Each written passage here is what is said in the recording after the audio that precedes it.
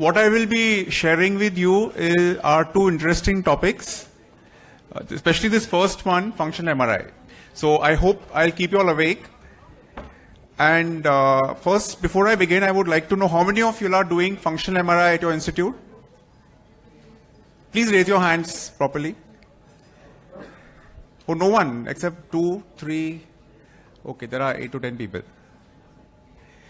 Okay, so what I'll do is I'll try to keep very basic things of functional MRI, because when we started more than 10 years back, it was a huge journey to know how exactly functional MRI. I know we read so many things in the texts and we see people come and talk, but when we actually have to do it, there are a lot of hurdles in doing functional MRI.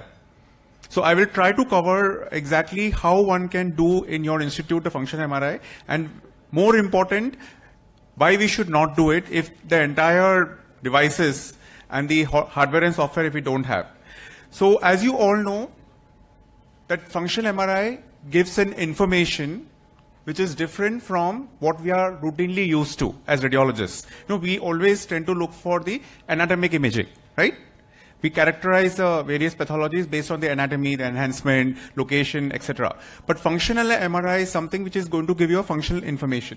So just to show you that a person performing a task in this right hand finger sequencing task, you know, just doing this, and you can see activation in the brain of the eloquent area. We will see more this in details.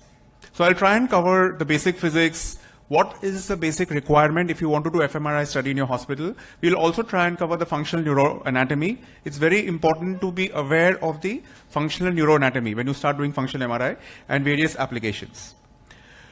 So traditionally, if a surgeon wants to, or if a neurologist wants to know the various eloquent areas in the brain, traditionally, the mapping till now, I mean, till some years back before functional MRI came, was being done by invasive methods, which was intraoperative cortical stimulation or implantation of a subdural grid or intraoperative recording of sensory evoked potential studies. Now, these are all extremely invasive. You open the skull, you put that grid. So you can imagine it's, you know, and this information, what is given on functional MRI is extremely important, and we will see how.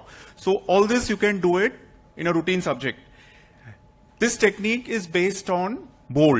You know, we all know this theoretically, blood oxygen level dependent, and it was actually discovered as early as 1992.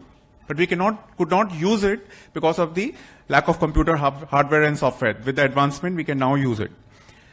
I don't know if quiz is working. So let's see, we'll just take a hands up quiz in this.